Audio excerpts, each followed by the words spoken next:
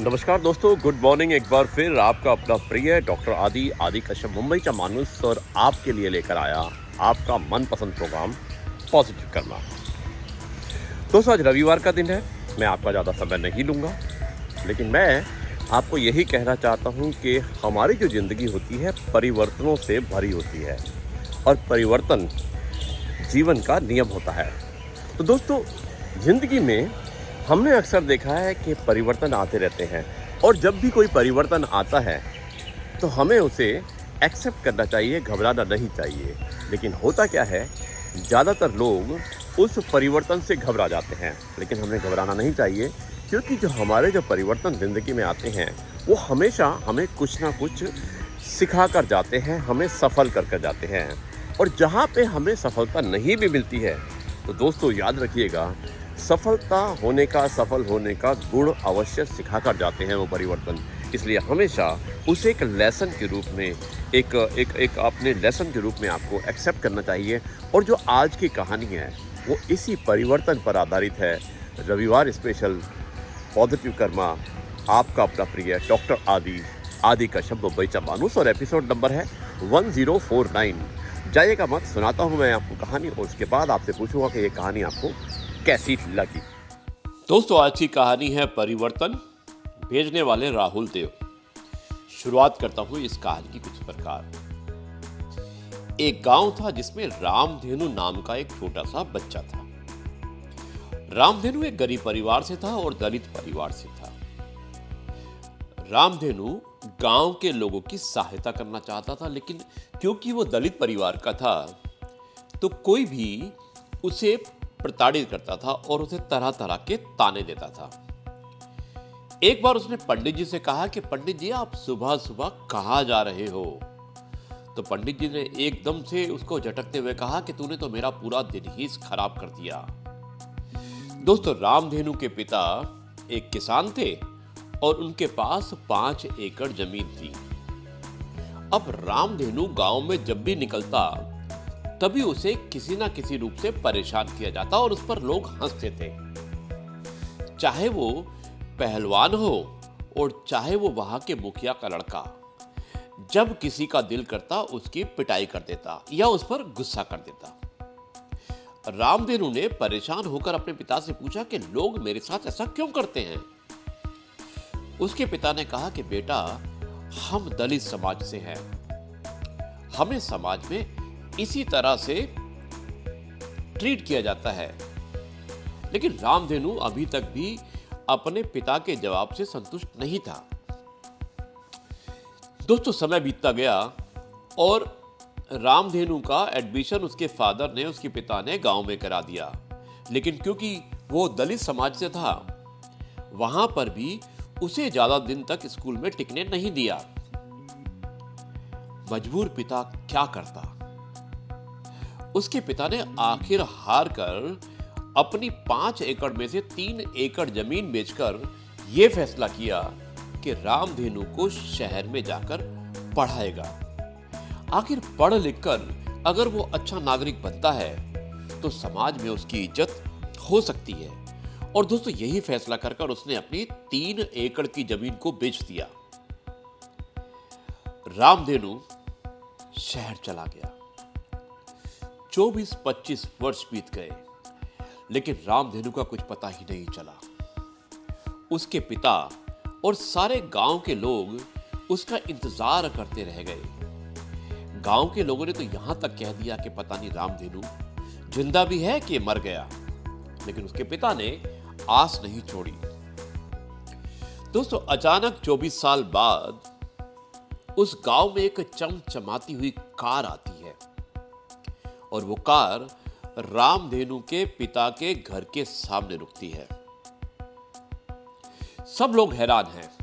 छोटे छोटे बच्चे कार के चारों तरफ मानो कि कोई अंतरिक्ष से यान आया हो, चिपक जाते हैं। तभी उस कार से एक 34-35 साल का पुरुष उतरता है। वो आते ही अपने पिता की तरफ जाता है और उनके पैर छूता है। उसके पिता कहते हैं कि माफ कीजिएगा बेटा, मैंने आपको पहचाना नहीं। अगर हमसे कोई गलती हो गई है तो हमें माफ कर देना। हम गरीब लोग हैं, सरकार के कायदे कानून हम नहीं जानते। यह सुनकर रामधेनु कहता है कि पिताजी, मैं आपका रामू हूं, आपका राम। मैं शहर से पढ़ाई लिखाई कर मैं सेना में भर्ती हो गया था और मैं देश की सेवा करता हूं। आज मैं आपसे मिलने और आपको वापस लेने आया। दोस्तों, ये सुनकर उसके पिता की आंखों में आंसू आ जाते हैं और वहां पे खड़ी हुई एक महिला जो कि 75 वर्ष की होगी, वो कहती है कि मैं कहती थी ना कि एक दिन हमारा रामू बहुत बड़ा इंसान बनेगा। गांव के मुखिया, पंडित, या जो भी जिस भी उच्च वर्ग के लोग थे, वो सारे के सारे रामधेनु के आगे पीछे दौड़ने लगते हैं, भागने लगते हैं, पीछे पड़ जाते हैं। वो कहते हैं कि रामू, तुम तो बहुत तरक्की कर गए, हमारे बच्चे वहीं के वहीं रह गए हैं। अगर हो सके तो उन्हें कोई चपड़ासी की नौकरी ही लगवा दो। अब गांव में वो समय नहीं रहा, हम आपसे विनती करते हैं। ये देखकर वो बुढ़िया हंसती है। वो कहती है कि इसी रामधेनु को तुम लज्जित करते थे और देखो आज वो रामधेनु कहां पहुंच गया है। दोस्तों, समय बदलने में समय नहीं लगता है, लेकिन रामधेनु उसके बाद भी अपने गांव के लोगों का सपोर्ट करता है और अपने पिता को शहर ले जाता है। दोस्तों, ये कहानी आपको कैसी लगी आप मुझे अवश्य बताइएगा, क्योंकि इस कहानी में बहुत सारी बातें ऐसी हैं कि जो हमें प्रेरित करती हैं, जो एक परिवर्तन की ओर हमें लेके जाती हैं, जो समझाती हैं कि समय हमेशा किसी का भी एक जैसा नहीं होता है। इसलिए हमें कभी भी किसी की मजाक नहीं उड़ानी चाहिए। हमेशा हमें रेस्पेक्ट करनी चाहिए, हमें इज्जत देनी चाहिए। जाति वर्ग, दलित, उच्च वर्ग, इन बातों को भूलकर, अमीर गरीब को भूलकर, काला गोरे को भूलकर, हमें किसी के कर्म के आधार पर उसे इज्जत देनी चाहिए। इसलिए कहते हैं ना कि कर्मण्येवाधिकारस्ते तो महाफलेषु कदाचन। दोस्तों, ये कहानी आपको कैसी लगी मुझे आप अवश्य लिखिएगा। अब मैं इस कार्यक्रम को यहीं पर समाप्त करता हूं और कल आपसे एक बार फिर मुलाकात होगी, कुछ नई बातों के साथ, कुछ नई फैक्ट्स के बाद, कुछ नए तथ्यों के बाद।